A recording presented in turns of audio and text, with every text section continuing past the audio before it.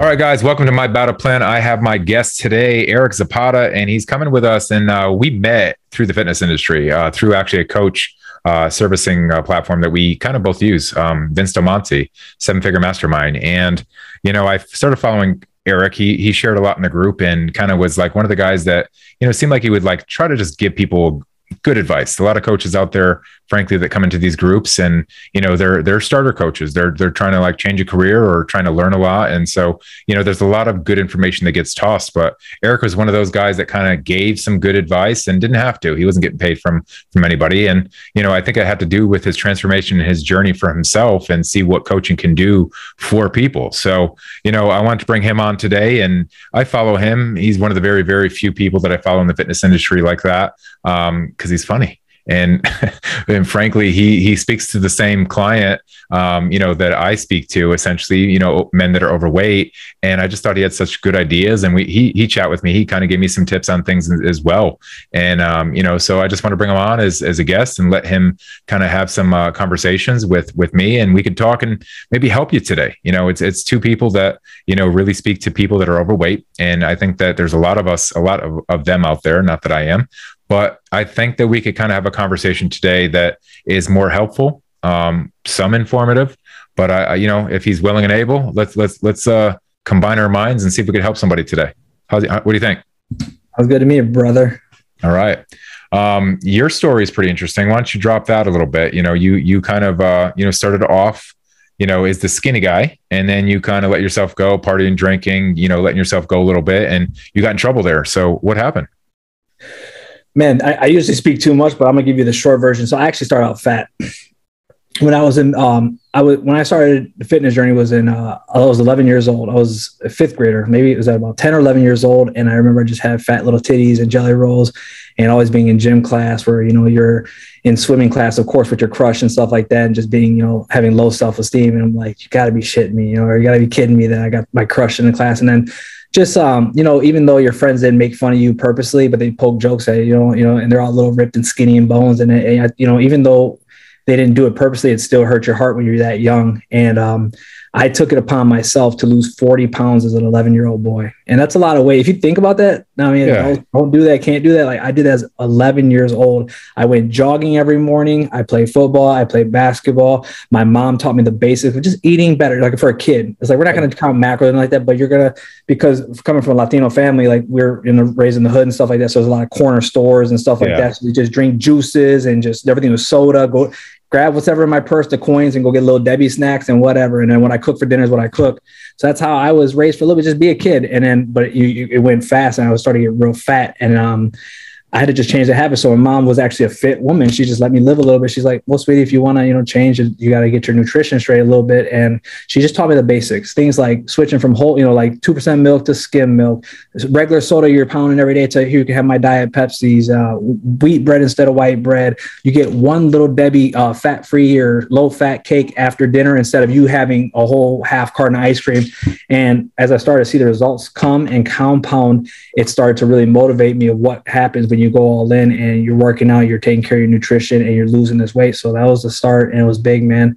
I lost 40 pounds, ended up getting my crush that year and dating her for a little bit, like first girlfriend. Cause that was my thing is I wanted to get girls in middle school. Like people usually lie. Like, I'm blunt. Like I wanted girls, so I got her. She's my little crush. It was great. And then that kept me motivated. And I think that's what really started me and is what led me to where I am today. And any kind of success is I learned from an early age on that if I really want for something in life, I got to go for it, but I got to be consistent because too many people quit far too soon. Right. That goes for anything. They want to start a business. They want to lose weight. So imagine that when you're a little kid and that's stuck with, it's better to start when you're a little kid because that has led me to who I am and stuck with me sports in middle school, high school, getting a girl, going for whatever, making the money I do now. And that fitness has really been a compounded decision and lifestyle change that has really molded me into the man I am today. And so I started with being fat, but then the thing is, what sucks, and a lot of these people that we help I didn't know any knowledge. I just knew to run, do cardio, and just eat less calories. But I got skinny fat next, and that sucks because naturally you think if you're going to lose weight, you're like, eventually the abs are going to start coming. I want to look like my little black friends. You know what I'm saying? The little black friends are always ripped up in school and they always got 8-packs at age, you know. So maybe 12. that's what I saw, Eric, because I saw a skinny picture of you. Maybe that's what I saw. Because I was like, I thought you went skinny fat. I thought you went skinny first, but maybe you just started off big. Okay. Fat and then skinny fat, because I didn't know weight training until high school. And then that was the sucky stage. So from middle school all the way to junior in high school, I'm like, I just gave up. I just kept playing sports. I was a good athlete. But I was like, this sucks. For me to lose all this weight, you just think the cure is just keep losing weight and doing cardio. And eventually you're going to get ripped. I didn't know any better. And then I remember the football coach was like, dude, you got to start lifting weights and you got good genetics. If you're going to look like your dad, my dad's, pretty just naturally beastie, 6 foot, 220, just jacked. And I started to lift and just falling in love with how fast I was getting results. Just naturally, little high school kid taking Explode pre-workout, loving working out, doing powerlifting. And then you see how fast things come together when you work out. And then that's when things took off. I just got obsessed in 2005 with weightlifting and never stopped. I just kept learning and learning and learning. And then so much. So it's been fat to skinny fat to lifting weights. And then that stage where a lot of people are, you probably know the stage is a lot of our clients that are, past 30 is they're stuck. Insanity is Monday through Friday. I was doing the same thing, going to the gym. It was religion. Every Monday through Friday, I took my little meals to work. I made sure everything was great, meal prep. But what do? On the weekends, Friday night hit, time to go out with my boys. But I'm just had the conversation. Boom. Right before you came on this. Go out with my boys Friday night. I promised I wasn't going to drink too much. Ended up drinking too much. We're eating pizza at 3 a.m, waking up saying, screw it. We already ate up back all our calories. Let's go back and start over. Let's start Saturday. Let's just go kick it again. You kick it all day Saturday. Sunday, you do a Sunday fun day if it's Sunday, summertime. And then sure enough, it's Monday. And you're like, well, I'm going to do the same thing. And I did that for years. And it's just like, why didn't that click sooner? It's like insanity. I didn't know how important not just nutrition is, but actually knowing your calories and your macros if you want consistent compound results. Because how many of our clients are like, I'm trying to eat healthier. Like, I hope you know that means nothing if you want to lose weight. Like you can eat, if you're supposed to be eating 2,000 calories to be in a deficit, but you're eating 2,600 calories of just broccoli, rice, and chicken, you're not going to lose weight, right? I'm not a scientist, but is that correct? That's correct. It's correct. Okay. So, but you can literally eat Chick-fil-A twice a day and still be the person that loses more weight. So I was like, damn. So that's when in my college, I started really like every YouTube video, every little book that I can buy about like teaching you how to do macros, calories. And I transformed my own body and I was testing all my family and friends, getting crazy results. And that's when I got really passionate about like, wow. Because a lot of people that are personal trainers, they don't really do the nutrition part. That's something you got to self-teach you. They're not going to teach you like stay in your scope, Yeah. But it's a whole different thing than a nutritionist or a dietitian does. I think I'll go pay the nutrition or dietitian. Like, cool. But if you want a body transformation, just show me your results in 6 months. Let's see what they do. And I guarantee you're going to be like, shit. But then if there's a difference between body transformation, who understands like calories, calorie deficits, macros, and the importance of being consistent, making adjustments, things like that. So I got really hooked on that. So it's been fat, skinny fat, lifting forever, and then dialing in my nutrition in 2015, quit drinking alcohol in 2013, April 11th. It's been almost 10 years. Got in some trouble. I was just getting pretty aggressive working in the bars. I just started getting addicted to that lifestyle. Drinking, doing drugs, partying, and then starting to fight for no reason. I don't know why. I've never been like a real tough guy, but I was just getting real aggressive. I remember I got arrested 3 times in 1 month for fighting in a bar. And then the last one, I broke somebody's jaw. And that was the one that kind of like just told me to chill. Like, I'm not going to keep getting slaps on my wrist. I was facing a felony, 3 years in jail. I had to pay $10,000 in restitution. All this stuff is just like, dude, I'm just like, what am I doing? Who am I becoming? This is stupid. And there, I told God in jail, I said, I'm done. I said, get me out of jail. Like, don't make me do no time. I promise I'll never have a sip of liquor again. And that was it, and I never have drank a sip of liquor then. And that's my testimony, and everything changed. I stopped drinking. I stopped smoking weed. Never have I ever tried to do any cocaine, any bullshit stuff that I used to do.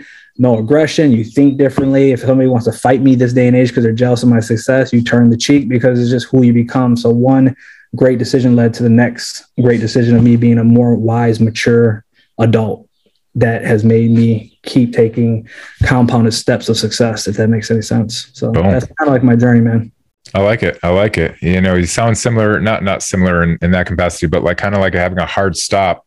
Do you think that's what it takes for people? Do you think that they can have a journey where they're doing a little bit of this, but they're still eating clean in that? Are we talking about just like losing weight, or are we talking about alcohol?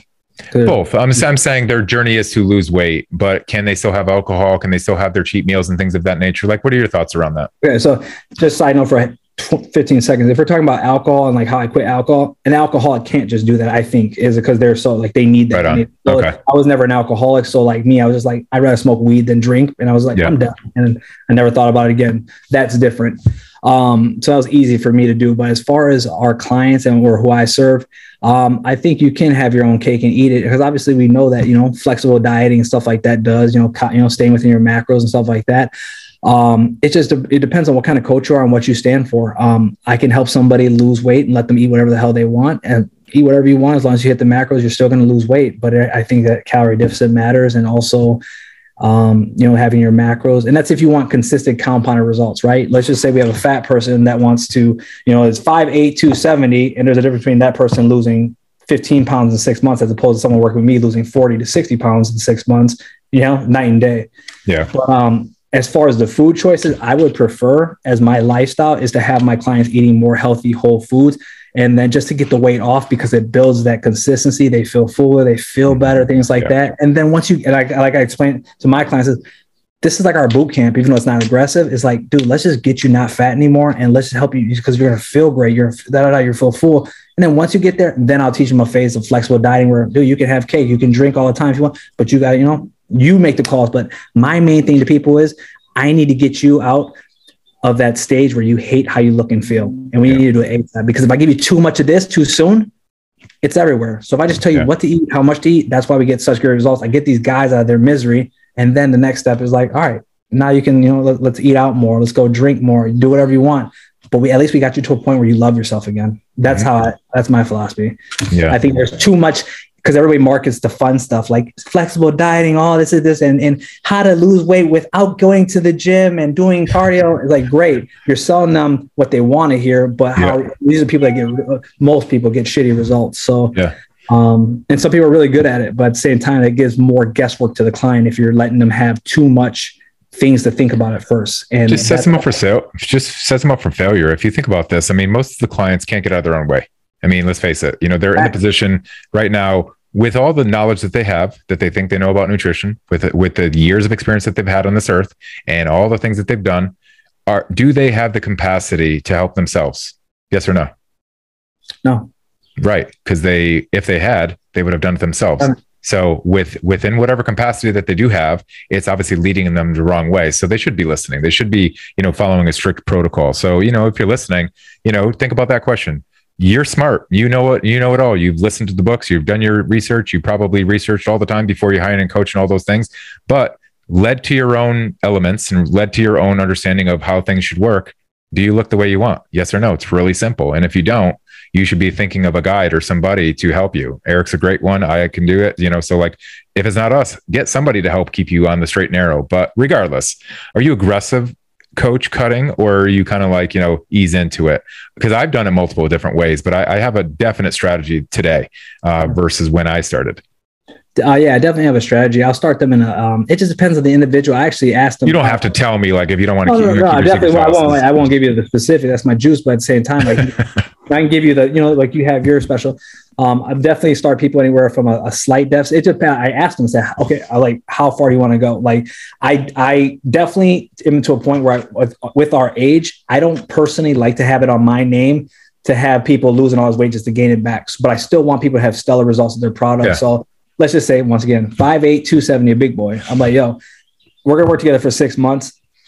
Do you want to do this the proper way, where I'm sure we can lose a good 40 pounds, where we are healthy, consistent, we have great body composition, whatnot? Or are you like married to the scale? I let them kind of fill me in what they want type stuff, and I'll meet them halfway. But like, sure, I can. No, I'm 270. I want to get under 200 in 6 months. I don't want to push you. I can help you. I know how to do it. But I don't want to take the job. I don't want that on my name. But they're like, but once I explain, I'm like, I start to explain, right? Because we've been in their shoes. I know I've been. I start, and then I talk them out of it. Like, okay, so you said you've already lost this weight twice. You lost 60 to 80 pounds twice. That's because you went so fast, right? You cut your calories, you cut your carbs, you did 2-a-days. But why do you keep gaining it back? So wouldn't you think it'd be better if we stop aiming for 80 pounds in 6 months and maybe we do 40 pounds, do it the right way, where you stay full, it's sustainable, and then they're like, oh, okay, cool. But so I would just say a slight deficit when we start to, if they hit a plateau. We'll make slight pulls, like 200 calories, maybe 300 max, but some people less than that. So it just See, I'm, and the reason I'm bringing it up, I'm literally just kind of reformatting a lot of the stuff that I'm going through because, I looked at the programs that I put out there, 30 days out, things of that nature. They were pretty more extreme. You got a 30-day cut and you're slicing people up. Yeah. I never coached them out of it. So I don't know how many of those people that, send me their testimonies, kept it off or whatnot. But like, I'm in the school of thought that you got to get people quick wins. And when you think of, 6 months, it's sometimes a marathon. So it's like, I always try to like slice it into like really small pies, but I'm a little bit more aggressive these days just because I find, the fitness information that they're taking in is like, oh, I don't want to inconvenience you too much. You just need to change one thing at a time. And although those things have merit, they're the current structure that's getting them terrible results. So I think people need to be understanding that you do have to take some measures that are going to make you uncomfortable. And I know we don't like to say it, and as marketers, it's like you don't want to knock people before they start, but like anyone listening, you're in for it. Like, just prepare your mind for battle. Like you should be going into this as like, this isn't going to be fun. I can inconvenience my life the least amount possible with the right coach and the right, methods, but like prepare to know that you've messed yourself up a little bit. There's going to be some inconvenience to your life, getting yourself back into that shape. So, I can agree that you can have the foods that you want, but at the end of the day, if you think about like a deficit, if we're going to just put someone in a 500 calorie deficit, just for example, all week, 5 days, that's 2,500 calories that we're in a deficit. And then we expect you to go to that 3,500 by the end of the week to lose that 1 pound, if that is our goal. Well, what happens when Erik says you go in there in the weekend and you're 1,000 calories plus? You're back to zero. You do have zero gain. You actually are now caloric surplus at the end of that week for the most part, or some zero. So it's like now you're stuck there. So it's like if you're thinking of the long 12, 16 weeks, 6 month, I like to be a little bit more, kind of like energy up, energy down. I do a lot more zigzagging. I call it energy cycling a little bit, how I look at it. But, there's just a lot of ways to go about it. So, I just bring it up just because, people need to like reprogram that. And I like Erik because he tells it straight. You got to go follow this guy on Instagram. And I want to plug your Instagram first before we let you get too far into this. Where can they go find you? Erik Zapata Fitness, Erik with a K, ERIK. Go follow him. He's especially if you're somebody who's a little bit overweight, he's gonna tell it to you straight. I really, I think he gets away with it because he's a big boy once too, so he gets the chance to do that. I can't fat shame. But isn't that too? It's not like stop saying that and like, come on, listen. I don't know if you could say this, but I don't know because I don't know if you're Mr. Please Everybody, but you see that. I'm a conservative man, so I talk a little shit, and you don't find a lot of Latinos that are conservative, so.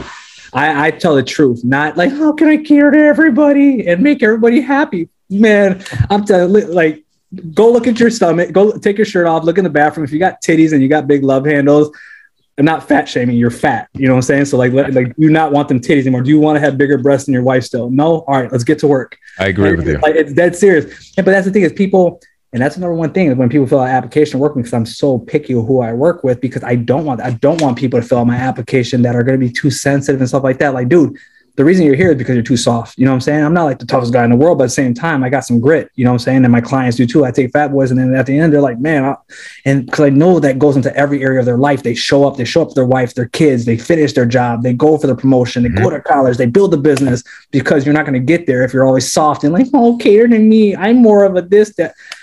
Man, it just, it stirs me. I know it stirs you, but man, I can't stand it. So I market and I just be me. And I purposely want to repel anybody that doesn't like my vibe. You know what I'm saying? A lot of my guys are big, dude. And they're like, dude, I need someone like you because everything I've tried in the past was too soft and like, we're good. You know what I'm saying? Like once I was going back this example, 5'8", 270. There's no reason after 6 months, you're 7 pounds down. Good job, but at least we're having progress and you're eating a lot and you're still getting to eat your favorite foods. Cool. I'll take no titties over that. You know what I'm saying? Like, you know what I'm saying? Like, it's how America's going right now is like, you can't tell the truth. And I'm going to tell the truth. This is what you need. I've been canceled many times. I think that's so corny. Cancel. Like if we were like The Rock, Dwayne Johnson, then you have to have PR. Like I'm perfect. Like the money we're making and like the business we have, the people we help, it's the perfect size of a little business that like we're happy because we can truly talk shit and just be who we are. And that's the best. I was thinking posted, about that Uvalde just happened, but I posted, I don't know, a couple years, right in the middle of like Trump in the Biden campaign. I posted the USA jersey with like a gun or something, kind of just like pushing up my Second Amendment here. And I lost so many followers over it. Like, I think 20,000, like some like mass exodus from my following. So I was like, yeah, well, see ya. Good luck. But like, I'm a straight shooter. And I just had the conversation with one of my clients today. I was like, yeah, I have a coach. She's more soft. That's why she's a client specialist. Me, I'm the architect of this program. And I'm the one who's going to tell you exactly what to do, when to do it, how to do it, why you should do it. But yeah, in my opinion, there's no need for a soft coach. You can understand, and you can understand where people are going through. But like you said, there should be a firm, reaction to people either following something or not following something, and some repercussion too. Because if we're always just giving people out without repercussion, what are we supposed to do? How are we going to get them to results? Because they're going to just look and end up back to the way they were. Absolutely. And I think the reason my business took off and where it's at right now is because it really took leaps and bounds when I started to just tell my story and be me, like vulnerable. Like, I've been doing that for years. But like by purposely just talking like I want to talk and teaching what I want to teach. And by doing so, you really start to take notes on who your clientele is becoming, like who's really hiring me. Because on my application, I say, what's your occupation? And I noticed there's a trend. There's a lot of firefighters, police officers, military, salespeople, entrepreneurs, people like that. And you notice there's a trend is a lot of these people, us entrepreneurs or firefighters, is military, is we all do well with structure. Mm-hmm. Right? Me and you like to coach with structure. This is what you're going to eat. This is how you're going to do it. You're not going to complain, and we're going to get results. And that's why I love my business so much. Because I only track people that are like myself. I'm not saying everybody's that profession, but a lot of them are. And that way we all vibe with great friendships because we're a bird of a feather flocks together. You know what I'm saying? As opposed to, I don't want to say like, teachers are softer nurses, but they're just typically, because I'm noticing like the people that come in with just conversations don't go as well or too needy or this and this, are people like stay-at-home dads or teachers and what's it called? Like nurses. And there's nothing wrong with that. It's just, as far as the way I do things, it just seems like it's never a fit because we all fit with a group of people. So like the nurses, teachers, and stay-at-home dads, they might fit with another coach and get just as great results, but it'd be more their style. Like we do the at-home workouts and the flexible dining, but they got the patience to teach you that stuff. And, my people, they're very limited with hand-holding, just like I am with any of my coaches. Coach, that's how I've always been. Coach, tell me what to do, and I guarantee you I'll kill it. Yep. That's what kind of men I attract. Even if they're fat boys, is back in the day, they were somebody. They were former athletes. They joined the Brute Force, and they got fat. And they're like, I don't like who I've become. I used to be the man, and I want to be the man again. So we just got to take it out of them again and build it up. So a lot of that goes in hand. It's like I just really love my business and the clients that I work with, because whether they're big or just need to lose 20 pounds, we just all click so well. And it's fun when you work with the people that you really want to work with, and they really get you from a moral aspect. Is that the word or whatever? You know what I'm saying? So what drives you at this point? You got a good business. You help people out. I think it's a tremendous thing that we get to do. We're spoiled because, we get the chance to help people. We get to pay it forward all the time. And we get this like feedback loop to us. You've changed my life. So we always get like this, like we put out into the world, and it really comes back actually, in the term of appreciation. And, that, you can see your clients change. It's like we have this family, these kids of ours, and we see them and we're like happy. Like when you see your kid do something and you're just gleaming. That's what we see when we see our clients. So like our clients don't realize that, but that's like, they're part of now our, other half. What is it drives you now? Besides that, like where does business go? What's good for Erik? How does Erik become better than where you're at today? Or are you complacent? I hate to say it. Yeah. Like honestly, I have no problem saying that. As a lot of people, like I'm doing pretty well. And one thing I think a lot of people in our group, our mastermind, I think look up to me for a reason is because of how much I value my family. Because let's be straight. A lot of people that we know are multimillionaires. They claim to like, oh, I am a family man. I play with my kids all day. But realistically, they're the ones who I have to carve out. I literally have to pencil in 15 minutes for my kids. But on paper, on video, with my kids, that's not me. Mm-hmm. I'm with my son, like literally probably 3 hours a day, just taking him to the park I love helping my wife, making sure she's straight, emotionally, stress wise, I take my son. I love being with my son. So it's huge and what I mean by complacent is sometimes I just like to slow down with business and maintain that because I like to enjoy new level of business. Right. So let's just say it went from 10K a month to 20 to 50 to 100. And then sure enough, but each one of those levels, I like to stop. But a lot of the entrepreneurs we work around, everybody's just comparing themselves to each other. Well, I got to catch up to him. I got to catch up to him. It's like, do you ever get to enjoy just like what you just accomplished? Do you realize just 5 years ago, I was working at Ruby Tuesday's restaurant for $22,000 a year or less. Like, I want to actually enjoy this. So I like to just coast for a little bit because I don't let business be my identity. I love it. I love entrepreneurship. I love my business. I'm doing great. Personal trainer, doing this kind of stuff and impacting this many lives. But I want to enjoy my life. I want to enjoy my wife. I want to enjoy my kid. We just bought a house. Like, I want to enjoy stuff instead of like, sorry, hon, like I'm working all day, this and this and this. Like, a lot of people act like they're not doing it, but we know damn well those people, their marriages aren't as good as they say. Yeah. Their relationship with their kids are not as good, they say. And I don't want that to ever be where my kid's looking at, something else or, exterior, dad's always working, even though he says he's not, dad's always working. And then mom's, looking on Instagram for another dude or something, it's just like very involved with my family. Yeah. And so I guess the mission is being able to impact a lot of these men's lives, but also having a very good life where I'm constantly pushing myself, but I also stop to enjoy my new milestones instead of just always looking at the next person or the next goal. Like, then like, you know what I'm saying? It's I do, because I could tell you go from like nothing to then they made, $50,000 a month and then they went right to 100. And it's just like, did you get to enjoy any of that? Or is it just a competition? Like, guys, look at me. You know what I'm saying? Look at me. And those are the ones that are like, I can say some names I won't, but like that are just, they're suicidal. They don't have anything else but business that gives them fulfillment. Right. I hear you. The word fulfillment. Happiness is different. I definitely can relate to that because I find myself in seasons for sure where I'm definitely a foreseer. I have a hard time personally living in the moment. And I've heard you said some things that actually strike a chord here. My daughter, I was literally, I'm working on a webinar and I kind of, it was a coaching deal where, I'm going to have a time where the time's going to run out. Support's going to run out. Right. So I'm not going to get the feedback that I need. So it's like, I've had to like hustle and push, although I'm running these things over here. So I've had seasons of like extreme, business focus and all that stuff. But then there's been times where it's like, I walk around, I'm like, what am I going to do with my time? What should I do? So it's like, finding and managing that. So it seems like you found a good stride and something that works good for you. I'm Pat, man. Off work at 4:00 usually. I start about 5:30, get to the gym at 6, and then no weekends at all.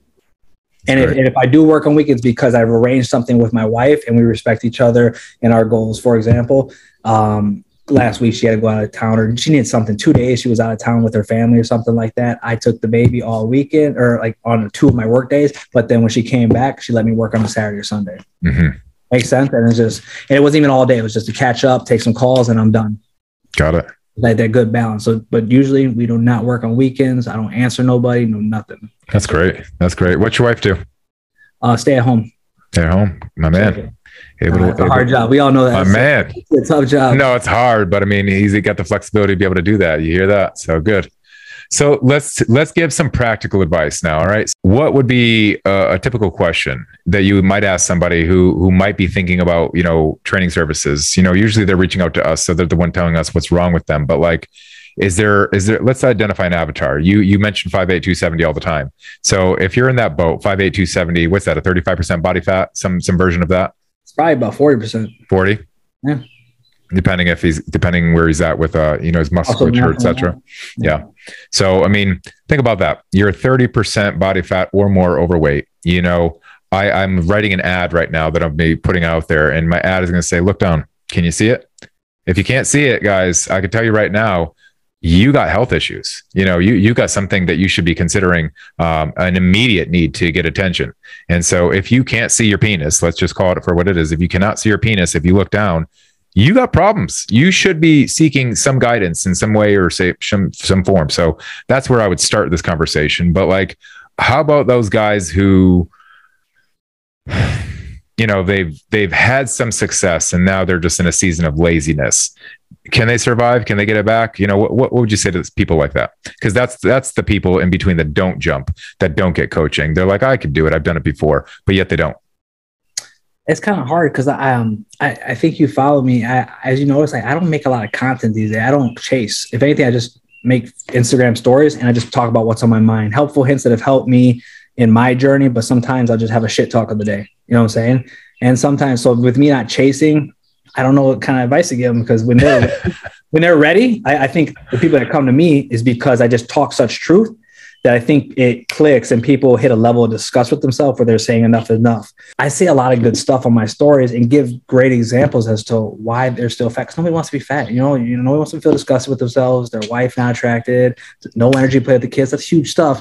But like when I break things down, for example, I might make a story talking about, I always say like, hey, a lot of you guys are literally paying to stay fat. What do you mean, Erik? Well, if you're 30, 40, 50 pounds plus overweight, I can guarantee you're not pinching your pennies to just buy the cheapest chicken breast at the store. You're probably eating like shit every single day, and you're definitely stopping at Chick-fil-A and Chipotle, doing that type of thing. Why? Because it's become who you are and your habits. And imagine that. How much this stuff costs, and then people that live in LA, New York, they're Mr. Grubhub, everything's, Uber Eats. So therefore they're spending 20, 30 bucks a freaking fast food meal. You're paying all that money just to keep you fat. But if you came with someone like me or you, we're going to check that real stuff. So your fat problems are going to pay for our solution. So therefore they're like, I never thought about that. If I think about it, I do spend a lot of money on fast food. On every cause, it's a strategy, but I call them on their shit.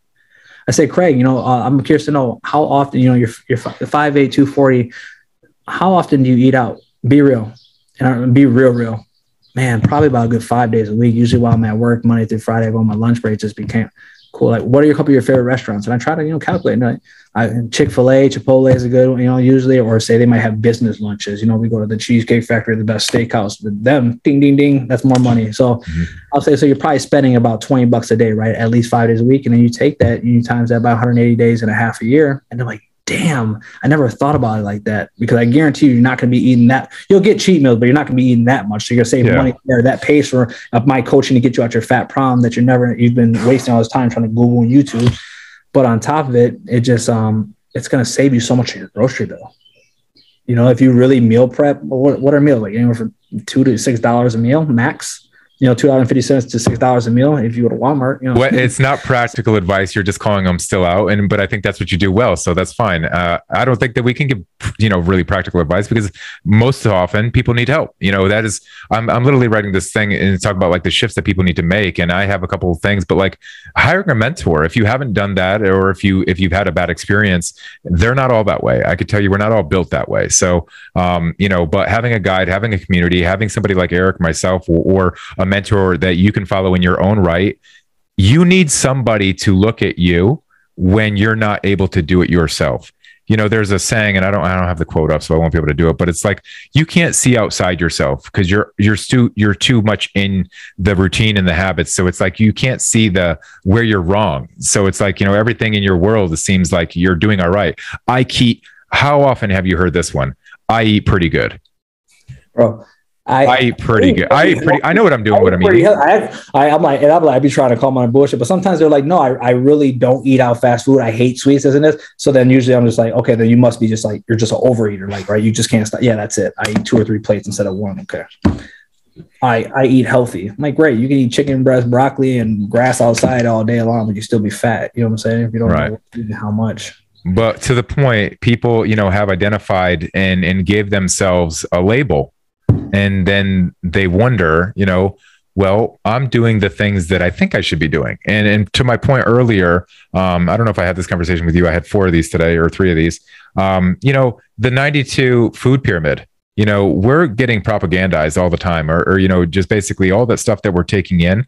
A lot of the information is false, or it's, paid for and lobbied by some private sector group that's pushing something. So the 92 pyramid, the bottom layer, the grains and all the breads and all those things, that was heavily lobbied from the grain industry at the time. And so that influenced what that knowledge that we know and come to understand. So what I'm saying is that how many times do you hear people tell you what they think they know? And it just may not be true, but yet to their belief, it's everything they need to know. And partially, if you look in the mirror, that's everything you should know. Yeah. And And how about this? Have you ever got these people that like they'll come to you for weight loss advice? They want to work with you because they will love the results, but then they try because they're just so used to it. They try to slide and say, what's best for them. It's like, well, I've lost weight in the past, and what I've noticed worked best for me is I do well with low carb diets. You just told me you just gained back the same 40 pounds 3 different times. You know what I'm saying? It's just like, do you want to get coached right, or you want to go back and do this for the 4th time? Yeah. I think this is what I should be doing. I'm like, well, then coach yourself. Let's see where you're at. I had this conversation literally, because I had like 3 different people in 3 different areas, but I was saying, at the beginning, I'm more like you, very strict, and tell you what it should be. And then, you have my other coach who kind of like we need that because I'm so abrasive. You need the other person to like listen to reason and soft and be, that kind of thing. It's Chelsea. But a lot of times coaches can get stuck, and I could say I'm not far from this. I haven't fallen out of this as well, where you listen a little bit and you try to like make things like we talked about this, like, your program is very systematic. You have your process down to a T, and you're really regimented, where I've been in this industry a really, really long time. I have lots of different programs. So it's like, sometimes I give too much, and it's like, man, they don't need it. They just need this one thing. And it's like, I might let an influence, a decision or a conversation that we have influence how I would have coached them had I known, or had I just stuck to my guns and be like, I know better with, and so like, I promised myself over the last like couple months, I'm like, my programs are getting more systemized. Like this person is going to get the best protocol for this person, and I don't care what they want. And that's what they need. But it goes down to, if you are going to have a business that scales and you can impact and help more people, that's why it's so crucial to truly have one ideal client, one avatar that you're speaking to. Yeah. There's a famous quote. I talk about it all the time. I think it goes something like, the person, the person who serves everybody serves nobody. You're a commodity, certified personal trainer. Cool. I can help you power lift, get ready for a show. Oh, got injuries, or you want to learn how to stretch? You're great. You're worth $50. But then somebody's like, I help dads from ages 35 to 50 lose 30 pounds in 90 days with absolutely zero guesswork, or your money back. That's next. Right. Boom. Like, who are you going to go to? The certified personal trainer, or the guy who says that, but then also has all the results and proof to back it up? But then a certified personal trainer doesn't have any results on their page or nothing like that. They just know how to lift weights and show ab pictures of themselves. You know what I'm saying? Here's a funny one I heard the other day. I forget who said it, but it's like, you see these guys on the internet, and I'm definitely one of the guys that they could relate to, just because I haven't had like a fat journey. I was more the skinny kid that had to build myself up. So I was the ectomorph who turned into a mesomorph essentially, and I had to really eat. But you see a lot of people that just can eat anything. And, that's not me now. I can't not eat anything, but you'll see plenty of those people on internet. I call them skinny kids with abs, but you'll see those people, and then they'll talk like they have the knowledge to help everybody, but yet they're going to basically take their circumstance that they can eat anything and have their food and have the cheat meal. So you see people doing epic cheat meals all the time, and yet they're going to start giving advice, but yet they're living in their own ability and their own genetic capability, if you will. And so then they're like getting praise and getting all these other people out there to believe that they're good when they never even had a chance to go through that. So, especially the younger guys who never really were able to be seasoned. Not to say that, young is, you can't be young and good, but a lot of the stuff that we see on the internet, that's really what's going on. It's just someone has great genetics, and now they're a guru. Yeah. And, one thing I try not to do is knock anybody. I'm not saying you are, but one thing I just do, because how many people on my way up try to knock me, but here I am still holding strong. They all went to go work for a towel company or some shit. Basically, I don't try not to knock anybody, because at the end of the day, I think wisdom shows that whoever is doing anything not correct, or with not any integrity, they will be found out, right? So if you're just a shithead, like, I'm ripped, join me, eventually that person is not going to get results, and then by default they're going to get put out of business, because people are going to want refunds, talk bad about them to a point where everybody knows. So with someone like me and you, it's like, time over and over again, results don't lie. You know what I'm saying? So I got to give everybody a chance, but at the end of the day, like, you're right. Like, so for example, those skinny kids, that's one thing people come to me, and that's why it's so important to be niche specific, and that's why I have a systematized business. Because I work with one demographic, is a lot of people are like, hey, I need to gain 20 pounds. Can you help with that? I said, no, because I've never been to that. I've been fat. I've been skinny fat, and I've done body recomposition many times. I know those like the back of my hand, but I've never had a problem being actually back in the day. I tried to figure it out. I used to try to like work with skinny people and I like do it for free because I like learning and like doing hands-on. It's just a different thing. I just don't know how to do personally. It's like, I mean, you try to bump up the calories, but those metabolisms are so high that I'm just like, shit, you're just not gaining. I just give you 5,000 calories. You're 5'6", 140 pounds. You're still not gaining weight. I don't know. So I just leave it alone. It's integrity. It's me not doing what I don't know how to do. That's so great. I stick to my guns, and that's why I scale my business, because I basically have 2 client avatars, fat and body composition. Sometimes I'll take some skinny fats. Great. That's good advice. I mean, on camera, I had to show my body overweight. So I've kind of, unfortunately, I have, like I said, I have too many programs that kind of like throw me off, because it's like, I know that I have like the skill set, but I know it's like, I know who I can help the best, or who I want to help the best, right? Yeah. Who do you get the most feels from, right? Is it the kid who's, trying to get on the cover of a magazine because it's going to make him boost his ego and all that? Or is it the dad, the husband, the father who's struggling, hates the way he looks in the mirror, wakes up in the morning, he's feeling terrible about himself. He's in a dark place. He gets home from work and he just goes to bed while his family's playing because he's just so lethargic and just feels that way about himself. I'd rather help the guy out of the problem than the person, get into something that they think is going to be great for him. Absolutely. So I always talk about that. I've been in like probably not as good shape as you, but I got in some good shape before. You were great, man. I saw your stuff. Back in the day, so get in shape and stuff. And I tell people as to why personally. I know that you've been making me feel all fat and stuff every time I watch your story. You stay in great shape, but personally, my standard for myself is, because this is my standard, is I like being anywhere from a healthy 10 to 17% body fat, and that's where you've hit the jackpot, when you mentally still love yourself and emotionally love yourself, whether you're 10% and you got a little 6-pack, or I got a little chunky little jelly rolls and stuff going on, but I'm not fat. You know what I'm saying? I think that's the sweet spot. It's a good range, a great lifestyle. But I love helping men that are overweight have that feeling of getting to a body they're at least proud of, right? That doesn't mean 6-pack to everybody, but that means at least most men, at least a flat stomach. Yeah. With the man boobs and the jelly rolls, but also being the man that their wife married, or, their kids, just the energy. You said it, dude. That's number one. Even me, I'm only 34 and just like, I'm in decent shape, but I'm like, man, like, you got to have some good energy. I'm glad I take care of myself. Like, man, it's huge how many people imagine what a fat boy, like, man, I get it. So I love really helping the bigger guys really get their life back and their confidence back. Like, I can help 100 pounds overweight. I've done it many times, help people lose 100 pounds, but I personally like the range of like 30 to 75 pounds is a sweet spot for me. Like, those are my favorite. Yeah.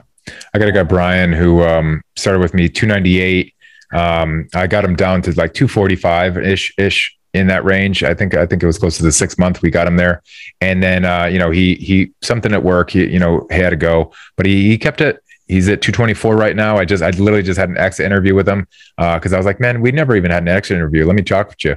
And, his goal is to get down to that 200 mark. But I'm like, Bri, you're a big guy. You're 6'3" or something like that. I was like, you may not like 200, but I think he wants to just do it to check the box. But, that's something to consider too. Everyone's looking at the weight, consider that you should be thinking about gaining the muscle too. A lot of coaches, and I don't know how you coach, and it's irrelevant, but, a lot of people focus on the wrong thing. The weight's easy just to talk about because it's something that's so commonplace. Sure. But the building the muscle is something, if we're going to give some practical advice today, is something that compounds. Think about muscle building. It's going to earn at rest. The BMR is going to say, I need more calories at rest.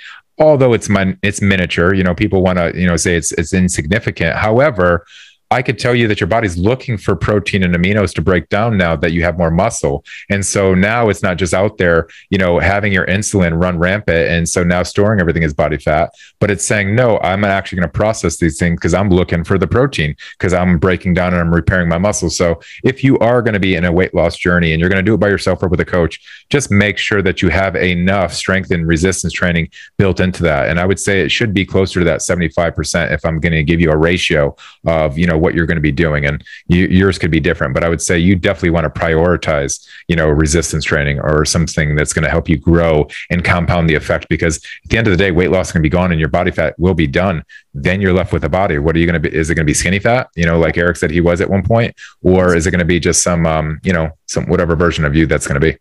Yeah, I think that's huge.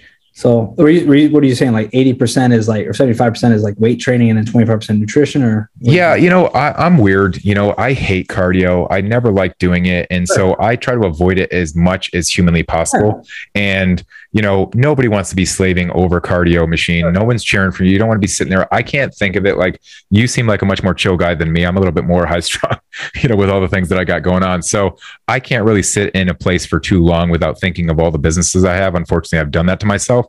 So, and I know I'm not alone. So, but what I would say is what I'm pushing more now, Erik, is I'm actually looking at steps a lot more than I had ever before. Bro, I just bought the Fitbit yesterday. I used to always make fun of my clients because they worry about their Fitbit. Someone was like, you guys are focusing so much on the minor instead of the major. How about we worry about what you put in your damn mouth? Weight train. Those two things is all I care about. But my Fitbit, how do I connect it to your app? But now I get it because as I'm getting older, because I remember when I was a server and really in shape, I never knew how much like steps really matter. That's exactly.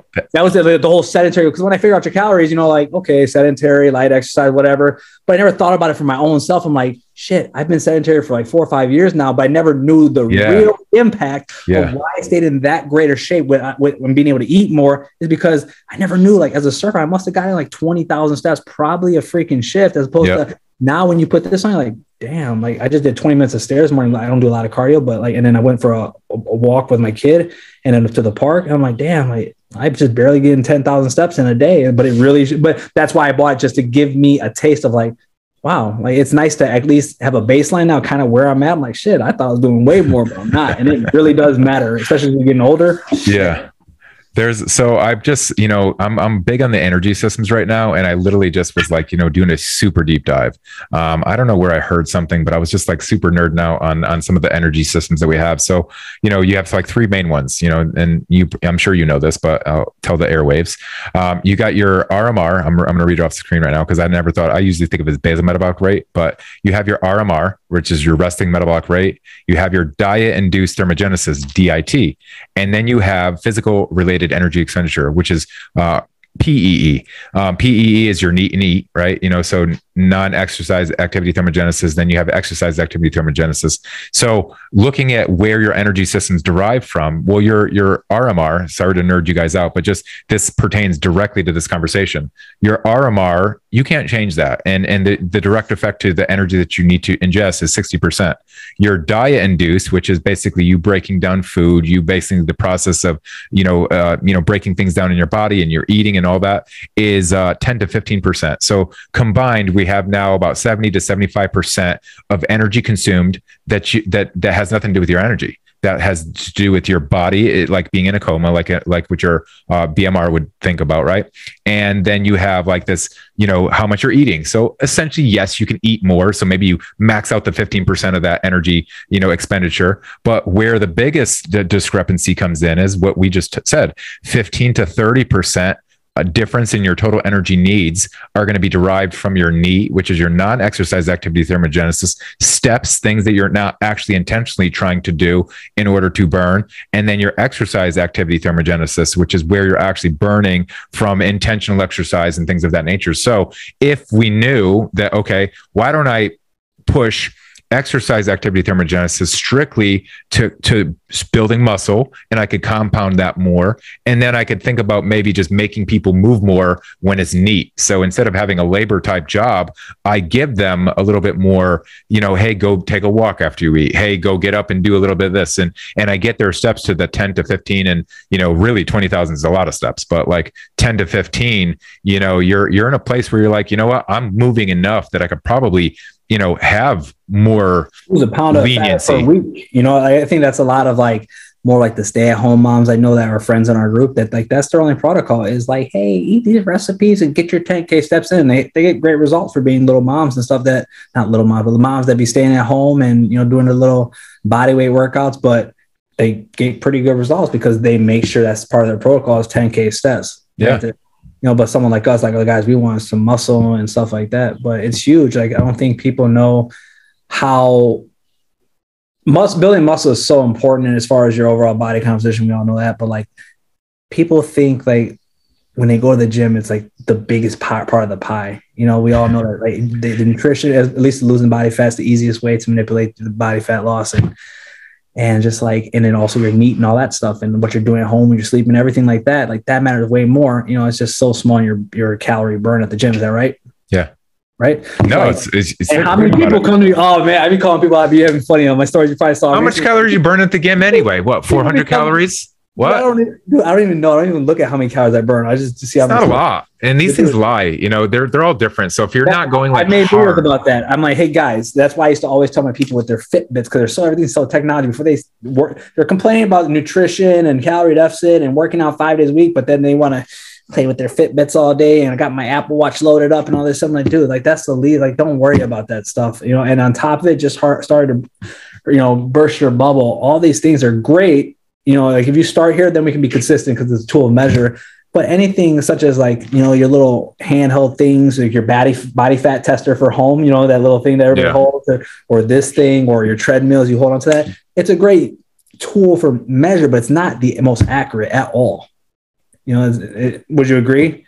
You don't have. No, it's good to like have a tread, like you're saying. I would absolutely agree. You know, I don't consider something that's going to give you a feedback, you know, is like the thing. But I do say that there's a placebo, you know, even like in a supplement or something of that nature. People always try to get me to like, you know, go into supplements because I was sponsored for years. But, you know, at the end of the day, supplements are great when you're lacking. You know, most of our clients are going to be in some caloric deficit. So, I mean, there's going to be a need for them to probably supplement when, you know, we're taking calories pretty low, or we just know that, you know, maybe one macronutrient or some nutrients are just coming into their diet because they're too consistent. They're cooking in bulk and they're just having this one protein. So it might be a good place. But like at the end of the day, I think anything that can give our clients, you know, a placebo in some capacity, meaning that they're going to be more consistent because of something.